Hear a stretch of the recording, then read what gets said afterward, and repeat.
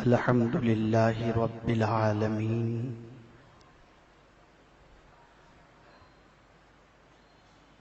والعاقبۃ للمتقین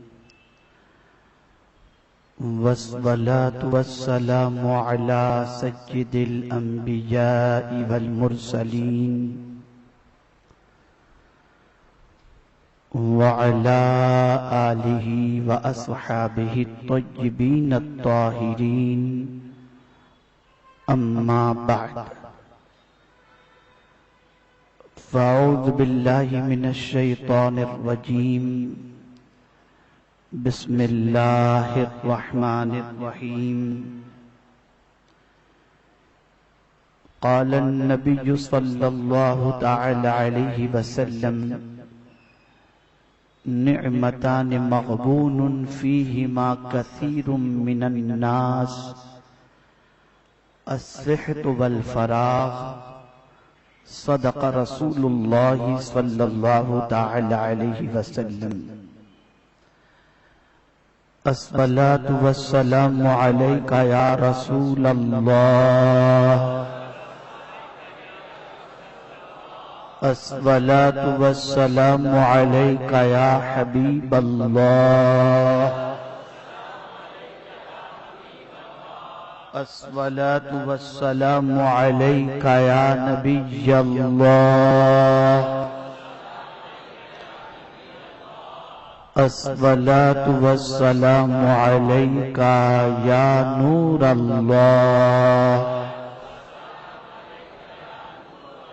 وعلى آلك وأصحابك يا حبيب الله صلى الله تعالى عليك وسلم میرے پیارے آقا صلی اللہ تعالی علیہ وسلم کے پیارے دیوانوں، گزشتہ اجتماع میں آپ نے انسانی جان کی اہمیت کے حوالے سے قرآن و احادیث کی روشنی میں کچھ باتیں آپ نے سماعت فرمائی تھیں، اور اس سے پیوستہ اجتماع میں انسان کا مقام قرآن کی روشنی میں کیا ہے وہ آپ سماعت فرمائے تھے۔ مقصد ان دونوں گفتگو کا یہ تھا کہ اللہ رب العزت جل جلالہ نے اپنی مخلوق کے اندر جس مخلوق کو اشرف المخلوقات کے شرف سے مشرف فرمایا،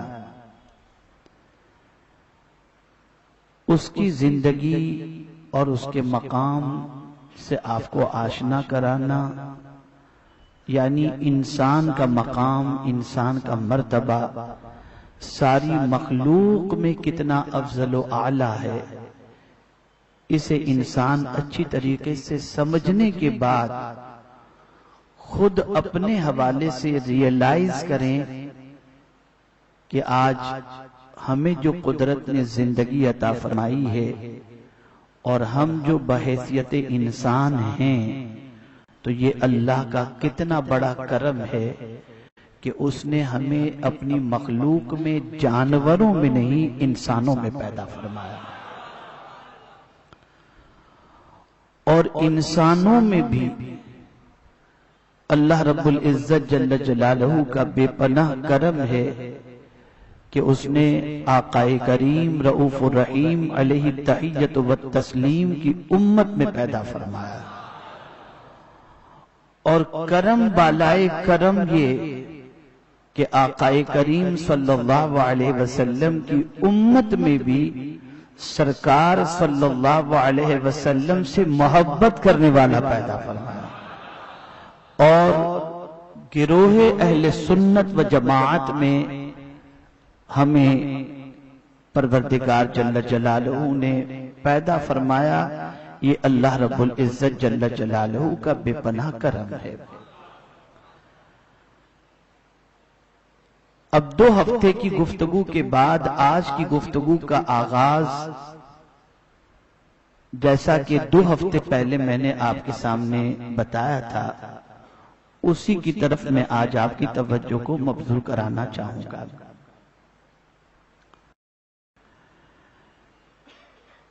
آج ہم دیکھ رہے ہیں کہ بیماریاں بڑی تیزی سے پھیل رہی ہیں،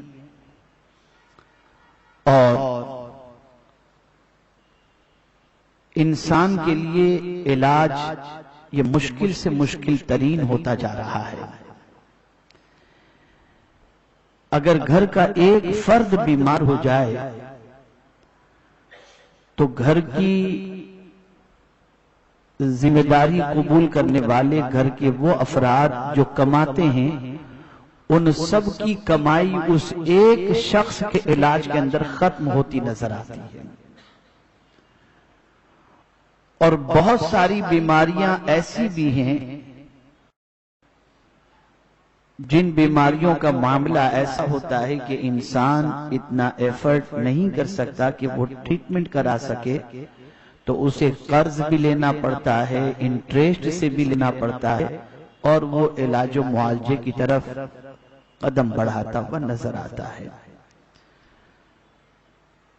تو مجھے آج آپ کو یہ بتانا ہے کہ تندرستی، صحت، ہیلتھ، اس کا مقام قرآن و حدیث کی روشنی میں کیا ہے۔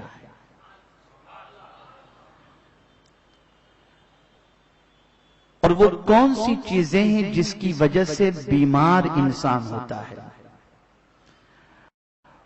اور اس بیماری کے علاج کے لیے، مختلف امراض کے علاج کے لیے اور امراض سے بچنے کے لیے آقا کریم صلی اللہ تعالی علیہ وسلم نے کیا کیا نسخے عطا فرمائے، تاکہ ہم ان نسخوں کو بھی سمجھ سکیں، بیماری کی وجوہات کو بھی سمجھ سکیں، اور پھر اپنے آپ کو بیماریوں سے بچانے کے لیے ان نسخوں کو استعمال میں لائیں، ان طریقوں کو اپنی زندگی میں شامل کریں جن طریقوں کو اختیار کرنے کے بعد ہماری زندگی صحت سے اور تندرستی سے مالا مال ہو جائے۔ سب سے پہلے ہیلتھ کی اہمیت اسے میں سمجھاؤں۔ میرے پیارے آقا صلی اللہ تعالی علیہ وسلم کے پیارے دیوانوں، بڑا مشہور مقولہ ہے کہ ایک تندرستی 1000 نعمت۔ زبان خاص و عام ہے، تو انسان تندرستی کو نعمت سمجھتا ہے، لیکن اس تندرستی اور صحت کے سلسلے میں کہ یہ کتنی بڑی نعمت ہے اور اس کا کتنا کیئر کرنا چاہیے، اور اس کے حوالے سے ہمیں کتنا الرٹ رہنا چاہیے، اور اللہ کے رسول صلی اللہ علیہ وسلم کے نزدیک اس کی اہمیت کیا ہے، اسے سمجھیں۔ رسول اعظم صلی اللہ علیہ وسلم نے ارشاد فرمایا، 2 نعمتیں ایسی ہیں کہ اس کے سلسلے میں لوگ غفلت کے شکار ہو جاتے ہیں اور اس کی قدر کرتے ہوئے نظر نہیں آتے۔ آقا کریم صلی اللہ علیہ وسلم کے ارشاد کے مفہوم کی روشنی میں، اور وہ 2 نعمتیں کون سی ہیں؟ اکثر لوگ اس کی قدر نہیں کرتے، اکثر لوگ ان 2 نعمتوں کی قدر نہیں کرتے۔ وہ 2 نعمتیں کون سی ہیں؟ تو میرے آقا صلی اللہ علیہ وسلم نے ارشاد فرمایا، الصحت والفراغ، صحت یعنی تندرستی، اور فراغ یعنی فارغ البالی۔ اب آپ سوچیں گے یہ فارغ البالی کیا ہے؟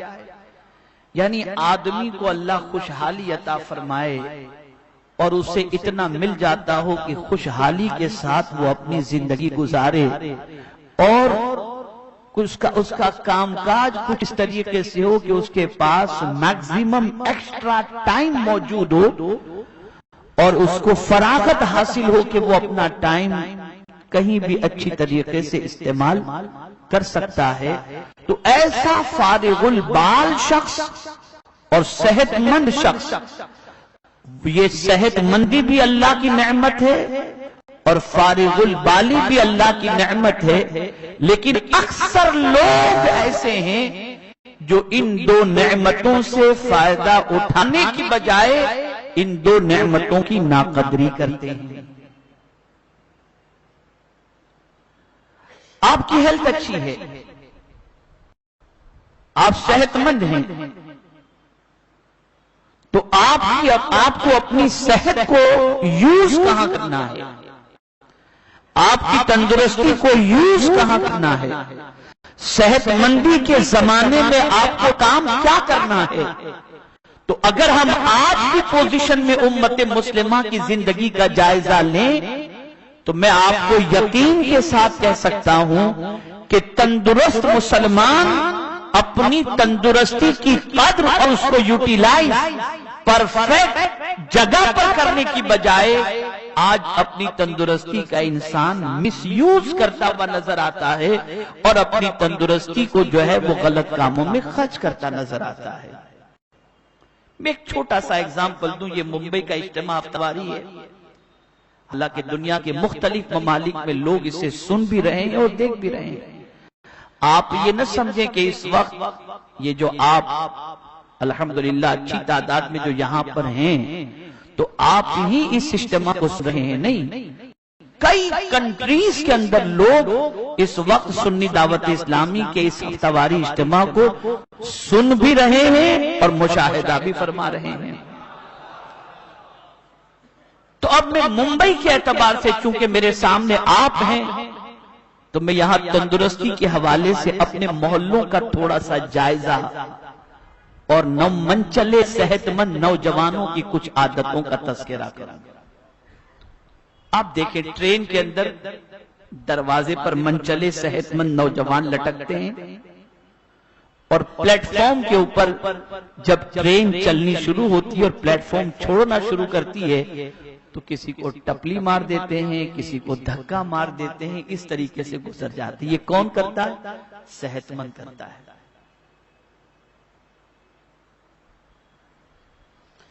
اسی طریقے سے بائک اسٹنٹ کے حوالے سے آپ دیکھیں کون کرتا ہے؟ تندرست نوجوان ہے تو گلیوں میں جب وہ بائک چلائے گا تو اس کی رفتار،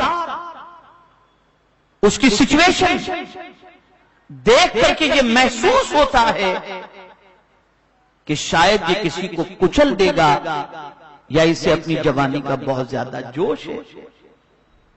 لیکن یا رسول اللہ صلی اللہ تعالی علیہ وسلم آپ کی عظمتوں پر قربان کہ آقا کریم صلی اللہ تعالی علیہ وسلم نے صحت کے زمانے کے اندر انسان کو کثرت کے ساتھ خدمت خلق اور عبادت کا حکم عطا فرمایا کہ تندرستی میں جتنی ہو سکے تم عبادت کرو۔ اور میں تبلیغی جماعت کی طرح آپ کو یہ نہیں کہوں گا کہ عبادت کا مفہوم یہ ہے کہ 40 دن کے چلے میں یا 4 مہینے کے چلے میں چلے جاؤ، یہ مفہوم میں آپ کو نہیں بتاؤں گا۔ ٹھیک ہے اگر سنی صحیح العقیدہ چند دنوں کے لیے کہیں لے جاتے ہیں یا آپ جاتے ہیں وہ ٹھیک ہے، لیکن ایک تندرست انسان، صحت مند انسان، اور صحت مند سے آپ یہ سوچیں کہ باڈی کے اعتبار سے تو صحت صرف اسی کو نہیں کہتے، یہ ایک اور پہلو ہے، اسے سمجھیں آپ۔ عقل کے اعتبار سے بھی صحت مند ہو، دل کے اعتبار سے بھی صحت مند ہو، زبان کے اعتبار سے بھی صحت مند ہو، ایجوکیشن کے اعتبار سے بھی صحت مند ہو اور فزیکل بھی صحت مند ہو۔ حضور کے نزدیک یہ انسان کمزور انسان سے افضل و اعلیٰ ہے، یہ افضل و اعلیٰ ہے۔ تو اب کیا ہونا چاہیے؟ آپ تندرست ہیں تو آپ کی ذمہ داری یہ بن جاتی ہے کہ آپ اپنی تندرستی کی وجہ سے غریبوں کا بوجھ آپ دیکھیں جا رہے ہیں، کوئی بوڑھا یا بوڑھی سامان اپنا اٹھا کر کے لٹکتے مٹکتے جا رہے ہیں، آپ ان کے ہاتھوں سے سامان اٹھا لیں، آؤ ہم تمہارے گھر تک تمہارا سامان پہنچا دیتے ہیں۔ اب یہ حضور صلی اللہ علیہ وسلم کی حیات طیبہ سے ثابت ہے۔ آقا کریم رؤوف الرحیم علیہ التحیۃ والتسلیم ایک بڑھیا کو دیکھتے ہیں، جو بڑھیا اپنا سامان لے کر کے بیٹھی ہوئی تھی اور انتظار کر رہی تھی کہ کوئی میرا سامان میرے گھر تک پہنچا دے۔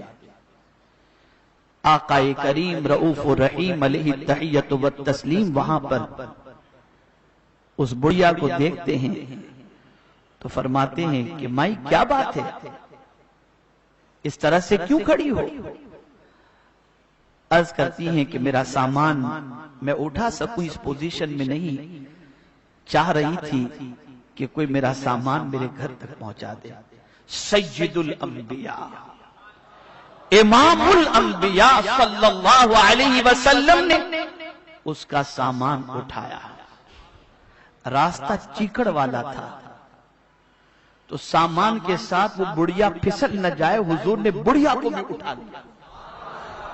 گئے حضور صلی اللہ علیہ وسلم، اور جب اس بڑھیا کا مکان آیا تو اس نے کہا کہ بس یہ میرا مکان ہے۔ حضور صلی اللہ علیہ وسلم نے اسے اتارا، سامان اتارا، اور اس بڑھیا کو سرکار صلی اللہ علیہ وسلم چھوڑ کر وہاں سے جب جانے لگے تو بڑھیا کہتی ہے نوجوان، تمہاری اس خدمت کا بدلہ میں تمہیں کیا دوں؟ کوئی ایسی چیز نہیں جو میں تمہاری خدمت کے عوض کے اندر تمہیں پیش کر سکوں۔ ہاں البتہ ایک نصیحت تمہیں کرتی ہوں، میری اس نصیحت پر تم عمل کرنا۔ آقا کریم صلی اللہ علیہ وسلم نے فرمایا مائی وہ کیا نصیحت ہے؟ وہ عرض کرتی ہے نوجوان، مکے میں محمد صلی اللہ علیہ وسلم نامی ایک شخص ہے، نوجوان ہے، وہ نئے دین کی دعوت دیتا ہے۔ اس کی آواز میں اتنی تاثیر ہے کہ جو اس کی آواز اور اس کی بات سنتا ہے اس کا ہو جاتا ہے۔ تو میں تمہیں گزارش کرتی ہوں کہ تم اس کی بات نہ سننا اور محمد صلی اللہ علیہ وسلم سے تم بچنا۔ سرکار مدینہ صلی اللہ علیہ وسلم مسکرائے اور کچھ جواب دینے کی بجائے میرے آقا صلی اللہ علیہ وسلم جانے لگے تو اس عورت نے کہا نوجوان، جاتے جاتے ذرا اپنا نام تو بتا جا کہ تیرا نام کیا ہے، کیا ہے تیرا نام؟ رسول اعظم صلی اللہ علیہ وسلم نے فرمایا مجھے محمد کہتے ہیں۔ کہا تم وہی محمد ہو صلی اللہ علیہ وسلم، وہی ہو جو نئے دین کی دعوت دیتے ہو؟ میرے آقا صلی اللہ علیہ وسلم نے فرمایا ہاں میں ہی اللہ کا فرستادہ پیغمبر ہوں۔ اس نے کہا پھر دنیا جھوٹی ہے، تم سچے ہو۔ اور برجستہ اس نے کہا جو دعوت تم دوسروں کو دیتے ہو مجھے بھی دو تاکہ میں بھی تمہارا کلمہ پڑھ کر کے اس دین کو قبول کروں۔ یہ ہے صحت، یہ ہے تندرستی، اور اس کا یوٹیلائز۔ آج سچویشن یہ ہے کہ بوڑھے ماں باپ کے ہاتھ میں بچہ سامان دے دیتا اور اٹھانے میں خود اپنی شان کے خلاف تعبر کرتا ہے۔ دوسروں کا بوجھ اٹھانا تو بہت دور کی بات، اپنے ماں باپ کے بوجھ کو اٹھانے کے لیے بھی تیار نہیں۔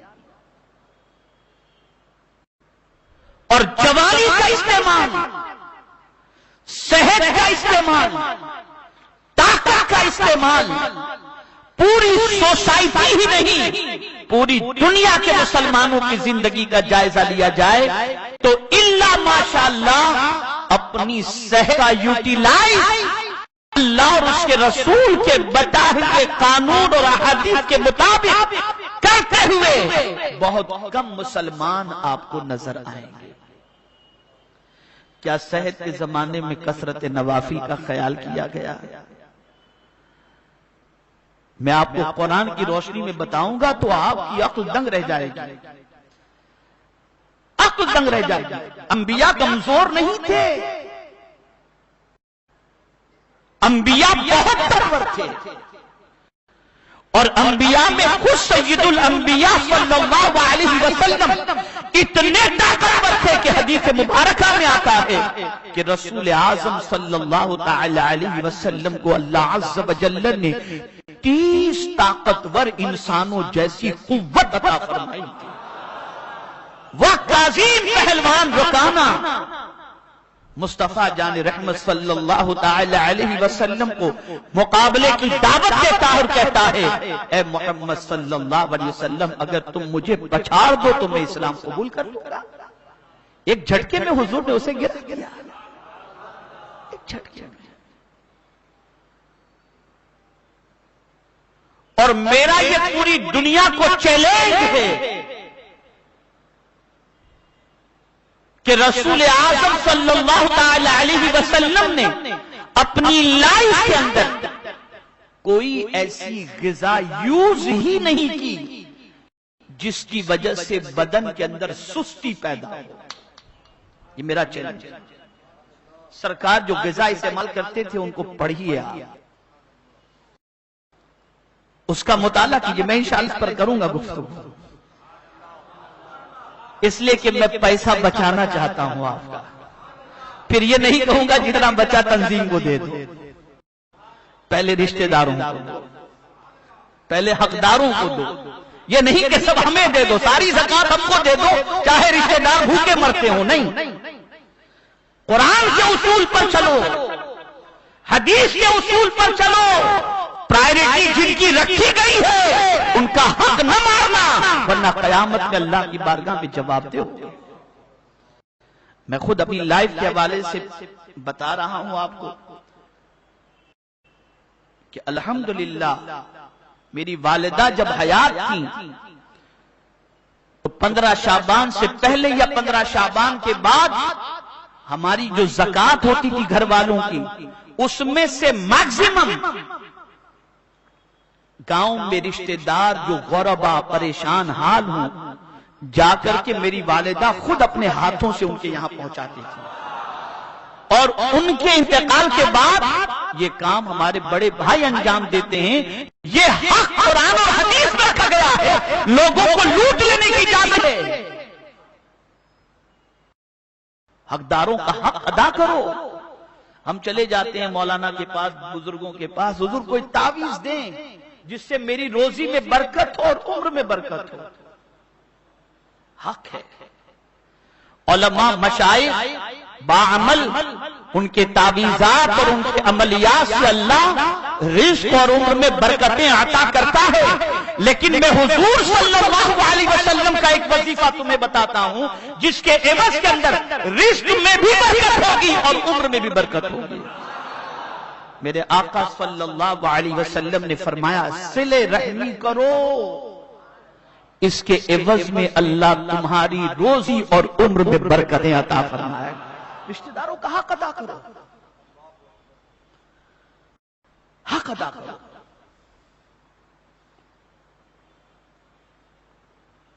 تو اے رسول اعظم صلی اللہ تعالی علیہ وسلم کے پیارے دیوانوں، انبیاء کرام علیہم الصلاۃ والتسلیم بڑے طاقتور تھے، سارے نبی طاقتور تھے، اور انہوں نے اپنی طاقت کا استعمال کس طریقے سے کیا، میں یہاں پر حضرت موسیٰ علیہ السلام کے حوالے سے ایک واقعہ عرض کروں قرآن مقدس کی روشنی میں، تاکہ آپ اچھی طریقے سے سمجھ سکیں۔ ایک مرتبہ درود شریف پڑھ لیں۔ اللہم صلی علی سیدنا و مولانا محمد معدن الجود والکرم وآلہ الکرام وابنہ الکریم وبارک وسلم صلاۃ و سلاما علیکہ یا سیدی یا رسول اللہ صلی اللہ تعالی علیہ وسلم طاقت کا استعمال، صحت اور جوانی کا استعمال. میرے پیارے آقا صلی اللہ تعالی علیہ وسلم کے پیارے دیوانوں، حضرت شعیب علیہ السلام کی دو بیٹیاں تھیں. وہ پانی بھرنے کے لیے کنویں پر گئیں تو کنویں پر مردوں کا رش تھا. تو حضرت شعیب علیہ السلام کی دونوں بچیاں کنارے پہ کھڑی رہ گئیں اور مردوں کے دھکے کے اندر جا کر کے پانی بھرنا مناسب نہیں سمجھا. حضرت موسیٰ علیہ السلام کنارے کھڑے تھے. ان دونوں بچیوں کی مجبوری کو محسوس کر لیتے ہیں تو ان کی حیا کی قدر کرتے ہوئے ان بچیوں سے کہتے ہیں لاؤ تمہارے برتن میں اس میں پانی بھر دیتا ہوں. یہ جوانی کا استعمال، یہ صحت کا استعمال، یہ طاقت کا استعمال. اللہ اکبر. حضرت موسیٰ کلیم اللہ علیہ الصلوۃ والتسلیم نے کنویں سے پانی کھینچا. کلیم اور ان کا کیا کہنا. حضرت موسیٰ علیہ السلام کے ایک تماچے کو فرشتے برداشت نہیں کر سکتے. آپ جانتے ہیں روح قبض کرنے کے لیے فرشتہ آیا، پوچھا کیوں آئے؟ کہ اللہ عز و جل کا حکم ہے آپ کی روح قبض کرنے، آپ کی روح قبض کرنے کے لیے حاضر ہوا ہوں. آپ نے ایک تماچا رسید کیا، آنکھ باہر آ گئی.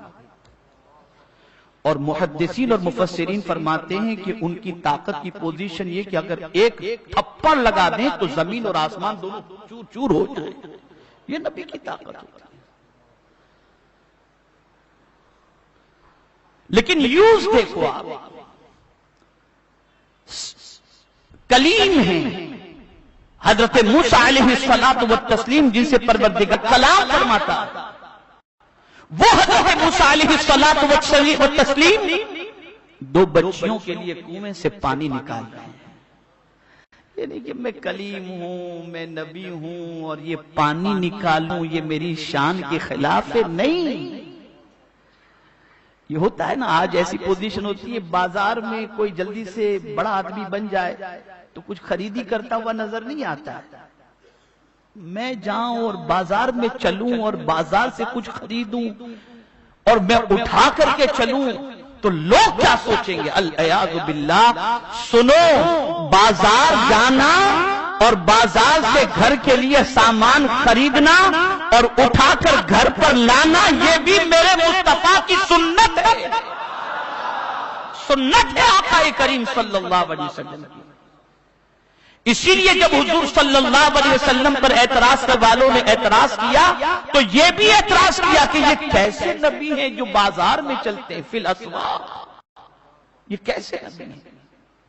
اگر نہ چلتے تو چلنے کا سلیقہ کہاں سے ملتا؟ یہ تو چلے اس لیے تھے اور یہ سب اس لیے کرتے تھے تاکہ سب کو چلنے کا سلیقہ نصیب ہو جائے. بھاؤ تال کرتے تھے. تو اب آپ دیکھیں حضرت موسیٰ کلیم اللہ علیہ السلام نے پانی نکالا اور پانی نکال کر کے ان بچیوں کو دے دیا. اب وہ گئیں گھر پر حضرت شعیب علیہ السلام کے پاس اور پھر ایک انہونی واقعہ ہے.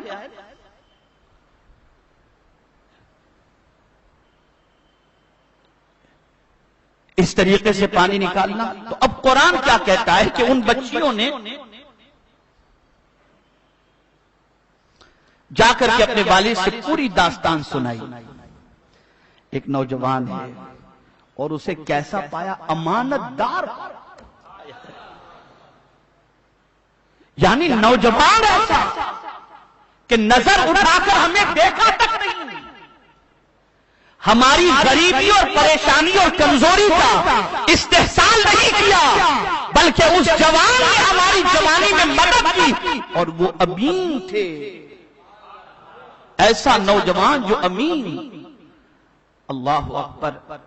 حضرت شعیب علیہ السلام نے بلایا اور بلانے کے بعد قربان چاہیے اپنی دونوں بیٹی میں سے ایک بیٹی کے ساتھ ان کا نکاح کر دیا. آپ سوچو،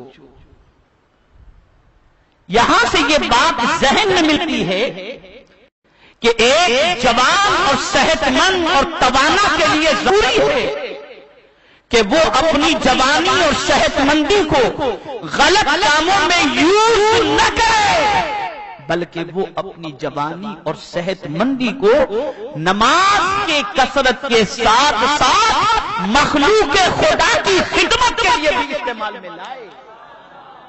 یہاں پر ایک اور واقعہ کروں،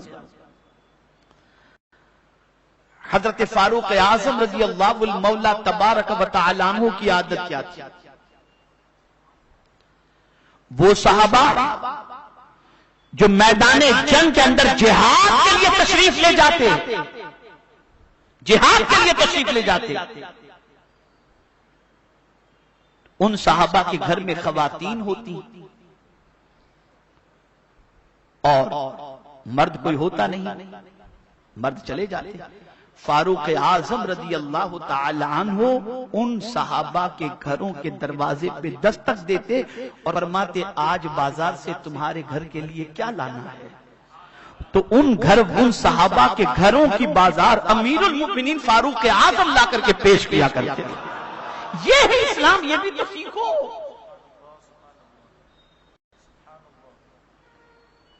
اسے بھی تو معاشرے کے اندر لانے کی کوشش کرو۔ سیدنا صدیق اکبر رضی اللہ تعالی عنہ جب مسجد خلافت پر بیٹھے تو آپ جانتے ہیں آپ کی عادت کریمہ تھی کہ آپ اپنے محلے سے جب نکلتے خلافت کے منصب پر فائز ہونے سے پہلے تو محلے کی چھوٹی چھوٹی بچیاں صدیق اکبر سے کہتی ہیں ابو بکر بکری کا دودھ دوہ کر کے ہمیں دے دو، تو صدیق اکبر بکری کا دودھ دوہ کر کے دے دیتے تھے۔ لیکن جب سیدنا صدیق اکبر رضی اللہ تعالی عنہ خلیفہ بنے بچیوں نے کہا یہ تو خلیفۃ المسلمین ہو گئے، اب یہ اپنی بکریوں کا دودھ دو کر کے کیسے دیں گے، کیسے دیں گے، اور ان سے کیسے کہا جائے؟ لیکن اللہ اکبر، صدیق اکبر رضی اللہ تعالیٰ عنہ کا گزر ہوا، بچیاں بکریوں کے پاس موجود ہیں، اس میں کسی بچی نے کہا ابو بکر تشریف لا رہے ہیں لیکن اب تو وہ خلیفہ ہو گئے، اب اپنی بکریوں کا دودھ تھوڑی دو کر دیں گے۔ اللہ اکبر، صدیق اکبر رک گئے۔ بندہ خدا کا پہلے بھی تھا، آج بھی میں تمہاری بکری کا دودھ دو کر تمہیں دیتا ہوں۔ بیٹھ گئے اور بکریوں کا دودھ دو کر آقا کریم صلی اللہ علیہ وسلم کے اس عاشق صادق نے ان بچیوں کو عطا فرمایا۔ آپ تندرستی کا یوز کہاں کر رہے ہو؟ سوچ بدلو۔ میں آپ کی مینٹلٹی چینج کرنا چاہتا ہوں،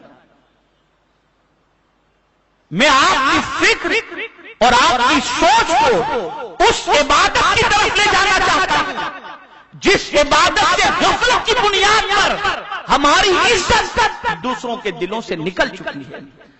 میرا اپنا جملہ ہے، لوگوں کے لیے بوجھ مت بنو، لوگوں کے لیے ضرورت بن جاؤ۔ آج ہماری سچویشن یہ ہے، ہم زمین پر زمین کے لیے بھی بوجھ بن گئے اور انسانوں پر بھی بوجھ بن گئے۔ ضرورت نہیں بنے کہ لوگ ضرورت کے وقت ہمیں یاد کریں اور ہم ان کی ضرورتوں کو پورا کریں۔ یہ ہماری سچویشن ہے۔ اے رسول اعظم صلی اللہ تعالی علیہ وسلم کے دیوانوں، مخلوق خدا کی خدمت یہ کوئی معمولی عمل نہیں ہے۔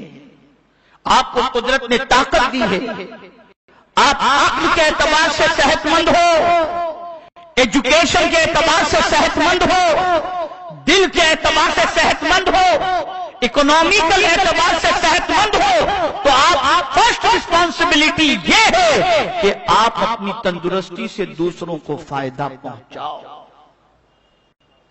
اور اپنی تندرستی کو مس یوز مت کرو۔ صحت بہت بڑی نعمت ہے اور صحت کے زمانے میں نماز بھی ہونی چاہیے، تلاوت بھی ہونی چاہیے، تہجد بھی ہونی چاہیے، روزے بھی ہونے چاہیے، اور ساتھ ہی ساتھ مخلوق خدا کی خدمت بھی ہونی چاہیے، یہ بھی ہونا چاہیے۔ آپ جانتے ہیں میرے پیارے آقا صلی اللہ علیہ وسلم پیارے دیوانوں، رسول گرامی وقار صلی اللہ تعالی علیہ وسلم نے ارشاد فرمایا، اور یہ بہت اہم ارشاد ہے، اسے آپ ذہن میں محفوظ کر لیں اور اس پر انشاءاللہ العظیم تفصیلی گفتگو ان پانچوں چیزوں کے حوالے سے پھر کروں گا، لیکن پانچوں میں سے ایک پر چونکہ موضوع کی مناسبت سے ہے اس لیے عرض کرتا ہوں۔ آقا کریم صلی اللہ علیہ وسلم نے فرمایا، 5 چیزوں سے پہلے 5 چیزوں کو غنیمت جانو۔ 5 چیزوں سے پہلے، یعنی وہ ابھی ہے نہیں، وہ ابھی آئی نہیں ہے وہ 5 چیزیں، لیکن اس سے پہلے ہمارے پاس 5 چیزیں موجود ہیں۔ سمجھ رہے ہیں آپ؟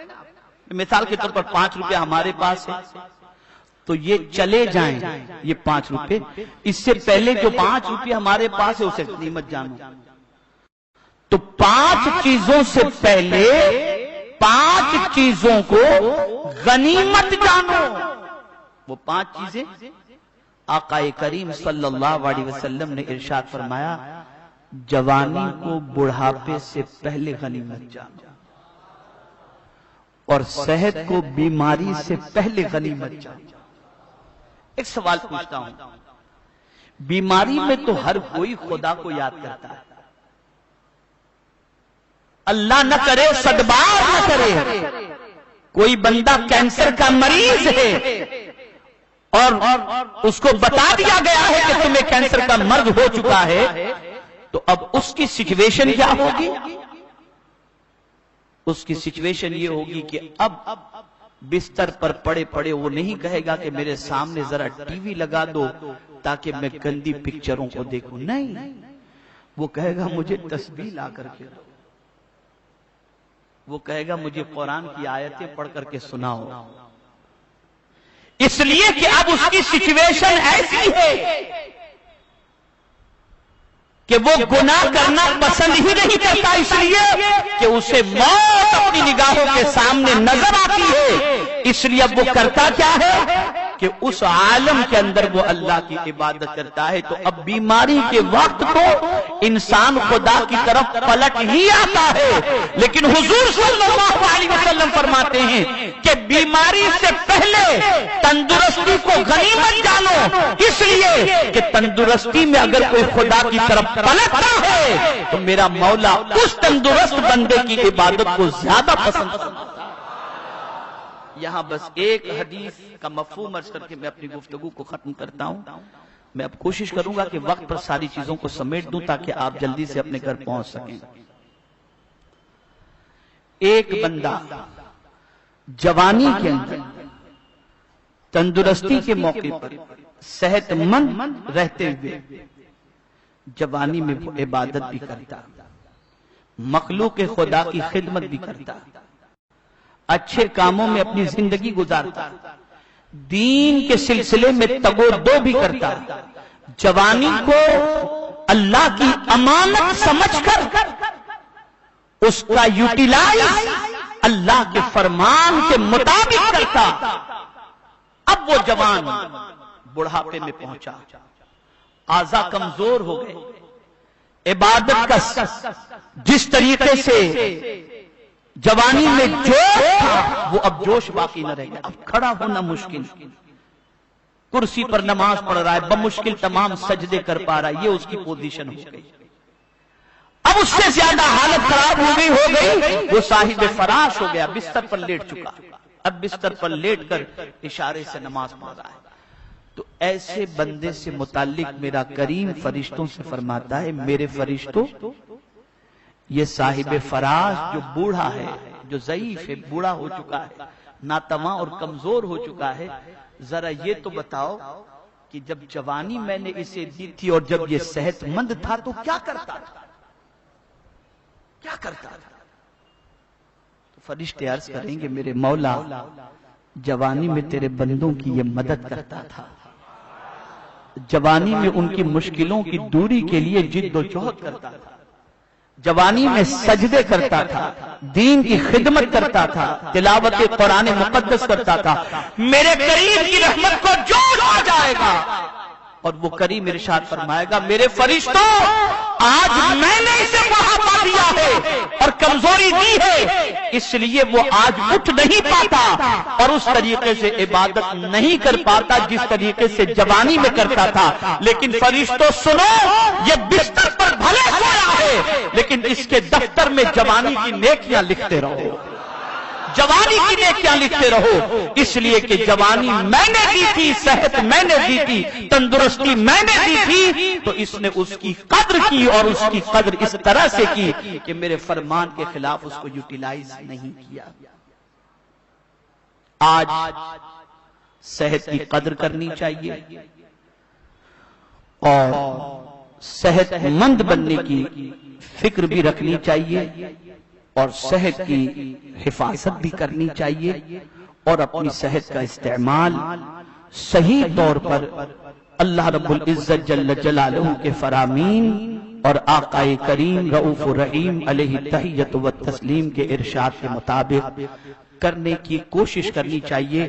یہاں ایک بات ہمیشہ کے لیے جتنے بھی یہاں پر نوجوان حاضر ہیں اور اللہ کا شکر ہے کہ سنی دعوت اسلامی کے اجتماع میں میکزیمم آڈینس جو ہوتے ہیں، سامعین ہو، سامعات ہو یا حاضرین ہو یا جو ہے ناظرین ہو، ان سب کی پوزیشن میکزیمم یوتھ کی ہوتی ہے۔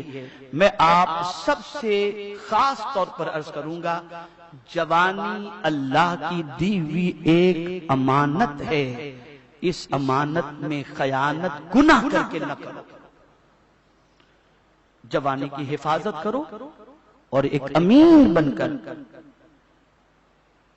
امانت دار بن کر اپنی جوانی کو اچھے کاموں کے اندر خرچ کرنے کی کوشش کرو، اور انشاءاللہ العظیم اگر اس طریقے سے ہم نے کیا تو مجھے امید ہے کہ میرا کریم جوانی میں کی ہوئی عبادت کا صلہ بڑھاپے میں تو عطا فرمائے گا ہی لیکن میدان محشر میں بھی ضرور عطا فرمائے گا۔ اللہ رب العزت جل جلالہ آقا کریم رؤوف الرحیم علیہ تحیت و تسلیم کے صدقہ و توفیل مجھے آپ کو سب کو اپنی صحت اور جوانی کی حفاظت کی توفیق نصیب فرمائے اور صحت مند رہتے ہوئے زندگی گزارنے کی توفیق نصیب فرمائے۔ اب یہ سلسلہ انشاءاللہ العظیم جاری و ساری رہے گا۔ آج الحمدللہ ایک اچھی تعداد کے اندر آپ تشریف لائے ہیں اور مجھے امید ہے کہ آپ انشاءاللہ آئیں گے بھی اور بولیے لائیں گے بھی۔ اپنی آئیڈینٹی بناؤ، اپنی پہچان بناؤ، اپنی شناخت بناؤ، اور وہ شناخت کیا ہے؟ ہم لوگوں کے لیے بوجھ نہیں، لوگوں کے لیے ضرورت ہیں۔ سب کا خیال کرو، سب کی زندگی کے اندر خوشیاں بھرنے کی کوشش کرو اور لوگوں کا بوجھ اٹھانے کی کوشش کرو۔ اللہ رب العزت جل جلالہ آقا کریم صلی اللہ علیہ وسلم کے صدقہ و توفیل دونوں جہاں کی برکتوں سے مالا مال فرمائے گا۔ وما علینا الا البلاغ المبین۔ السلام علیکم ورحمۃ اللہ وبرکاتہ۔ رسالت کے پروانوں ہر سنیچر کو بعد نماز عشاء سنی دعوت اسلامی کے عالمی مرکز اسماعیل حبیب مسجد میں سنی اجتماع ہوتا ہے، تو آپ حضرات پابندی کے ساتھ اس میں شرکت فرمائیں۔ سنی دعوت اسلامی کی ویب سائٹ سنی دعوت اسلامی .net پر وزٹ کریں اور بہت ساری دینی معلومات حاصل کریں۔